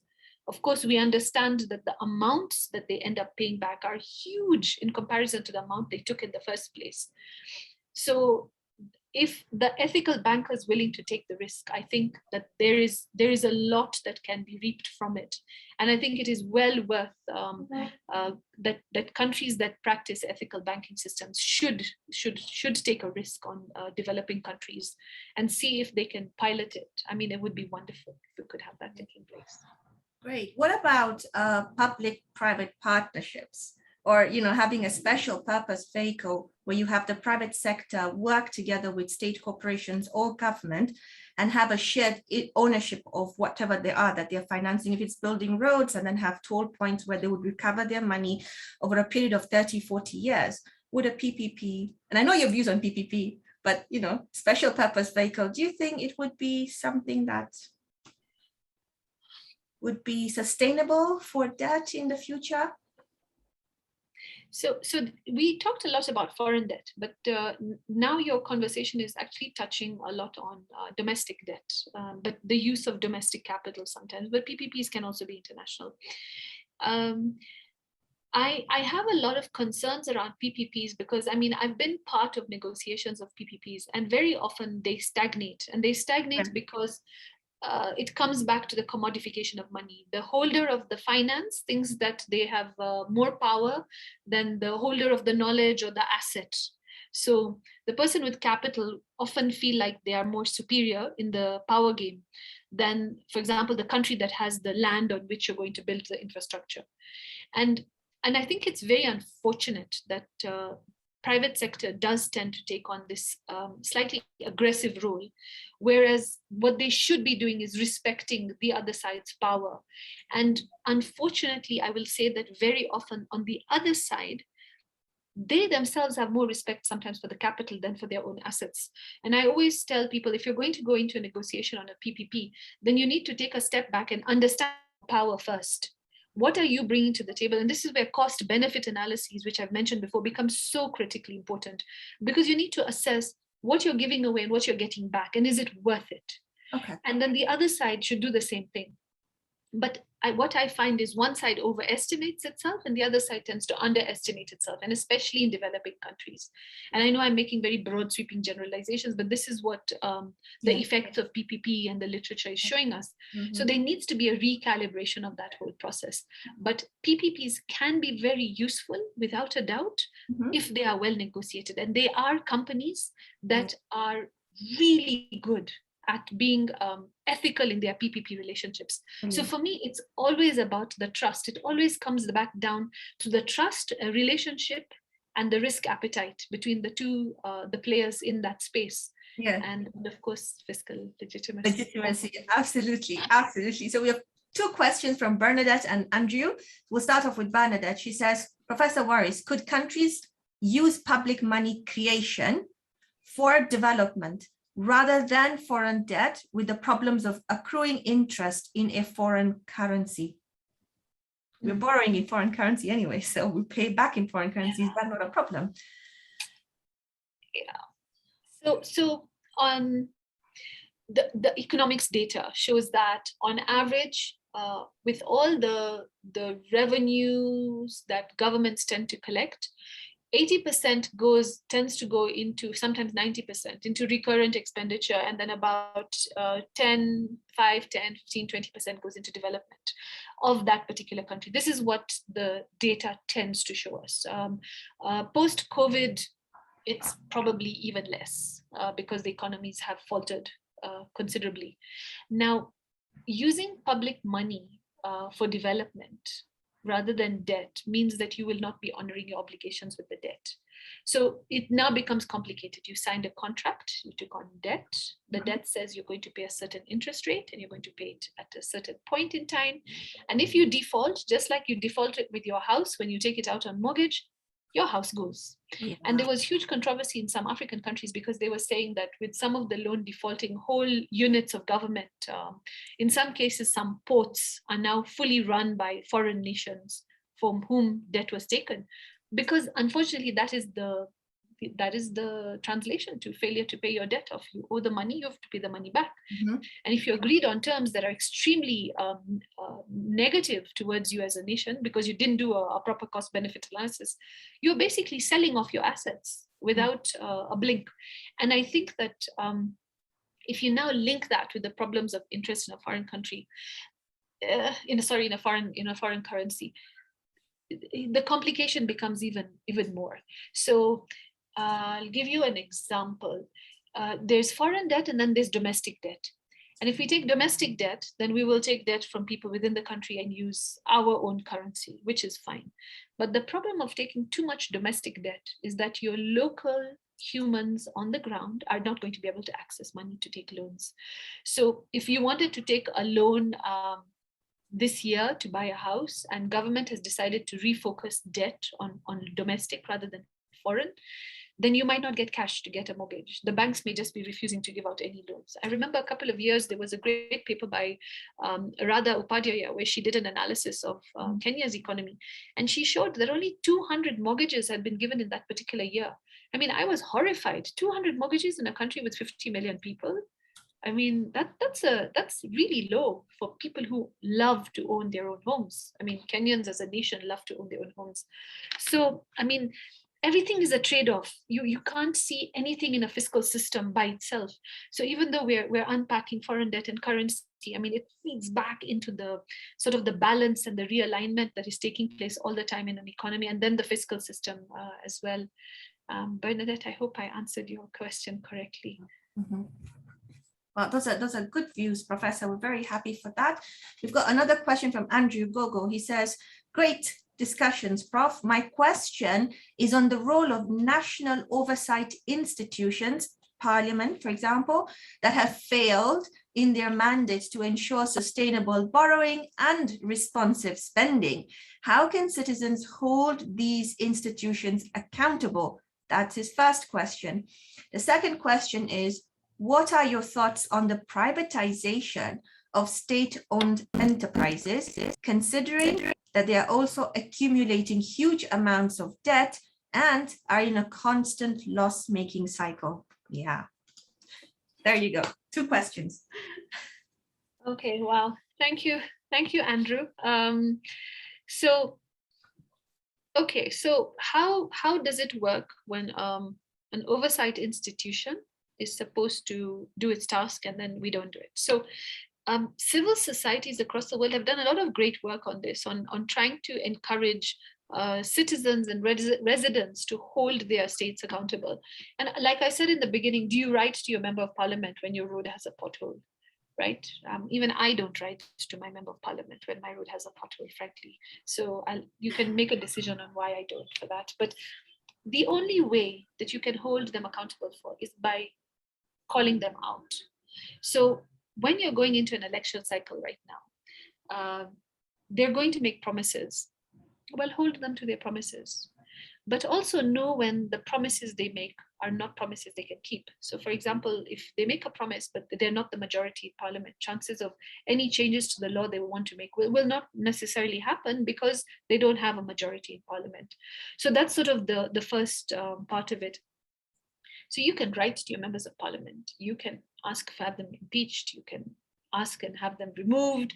I mean, there are rules on their presence in parliament. They're supposed to sit in parliament. If they're not there, well, are you watching that they're not there?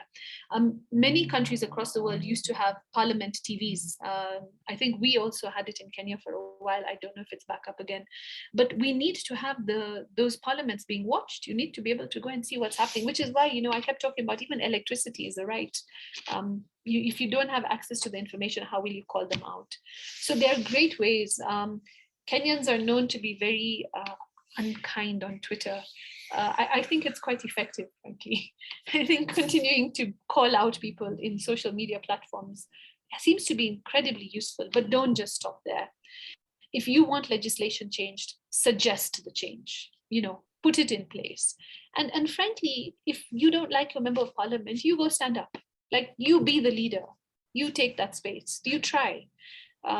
You don't lose anything by trying. And I think that that's really important. Just always try and then see what happens. And then I'm going to move to the second question on the privatization of state-owned enterprise.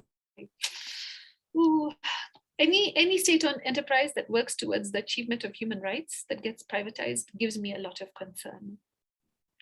I think that there is a reason enterprises are owned by a state. It is to stabilize certain parts of the economy. An agricultural product that is critical to an economy because it's so big, for example. An area of development where the best person with the best intention will be the nation state and not somebody from the outside. I'm very concerned when we start privatizing them. However, I'm also very aware that state-owned enterprises can be in a very complex area, and we may not have the skill set in government sometimes to run them in some governments across the world. Again, this is a broader conversation I'm having. And in those cases, sometimes it is okay to privatize that state-owned enterprise. But I am more keen that it gets put in a trust, like a private trust, or a public trust, I should say, that it's a public trust rather than a state-owned, than a privatized enterprise, because at least with public trust, the lands that the enterprise sits on always will belong to the state. And I think that that is very important. The assets that state-owned enterprises hold should always belong to the state, because that is the whole point. So what you can do with that enterprise should be to make it profitable, but the asset base it sits on should always only belong to the people. And I think that if you put that into the discussions, it changes a lot of it. Yes, they are accumulating huge amounts of debt, but it depends. We can't make sweeping generalizations again. If a state-owned enterprise is being funded by the state, so I'll give you the example of the universities we talked about. So the state sends the money to the university pays the salaries. The university never collects the tuition for those students because the money comes from the state. And those are your, for example, students on full scholarships in public universities. Then if there's a debt, it means that particular government is not giving enough money, because they're not giving money for the running of the enterprise of that particular university. I mean, I'm oversimplifying, but that is part of the problem in many places. So you can't expect some entities to be profit-making. Even if you look at a hospital, to make a public hospital profit-making is really close to impossible. It has to take taxpayer money. And that is why taxpayer money is there. You're giving people the right to health. You're giving people the right to education. You're giving them the right to water. I mean, is it fair to turn off the taps? You know, we have to rationalize those arguments with the argument of keeping those enterprises level. But in all the conversations I've been hearing about, especially over the past couple of years on the privatization of state-owned enterprises, I've never heard anyone say, this is the amount of taxpayer money we feed into this state-owned enterprise. This is the expenditure of that state-owned enterprise. This is why they're running at a loss. And now we want them to privatize, but nobody's talking about where that taxpayer money is now going to go. Because the moment you privatize, then you stop giving them taxpayer money. So are you going to stop? Nobody's having that conversation. I think that that's a very important conversation to have nationally and globally. Thank you, Dandru. I hope it answered the questions. Absolutely, absolutely. Thank you so much, Professor Waris. I mean, I think we could go on and continue having this conversation. You know, there's so much more to unpack and discuss and, you know, decide on the way forward. But we've already invested 2 hours of our time on this very important conversation. And I'm sure that we will be calling on you again and again and again to have these discussions going forward. So, Professor, we remain most obliged. Thank you so much for sharing your views and your vision. You have our full support at CFS and our partners as well. I don't see there being any more questions. I'd now like to end the session. Ladies and gentlemen, thank you so much for being here. Today's conversation was part of our monthly tax talks that are hosted by the Committee of Fiscal Studies. We are the University of Nairobi, pardon, not United Nations. We are University of Nairobi's premier research department, producing and leading on scholarship, training and practice on fiscal law and policy issues in Africa, but also beyond. You can check us out at our website, cfs.uonbi.ac.ke. We also run a journal on financing for development where we promote African scholarship. So please get in touch with us and let's collaborate. Let's get together and support Professor Waris's mandate so that she could deliver an incredible report that really touches on the core issues that are of concern to not only us, but to people around the world. So thank you everyone for being here, asking questions and listening. Thank you again to our partners for supporting our tax talks, Christian Aid, Oxfam, WATAF, CaperBuild, and the University of Nairobi. Finally, goodbye, everyone, and thank you so much, Professor. Have a great day, guys. Thank you very much, everybody. Very grateful. Thank you.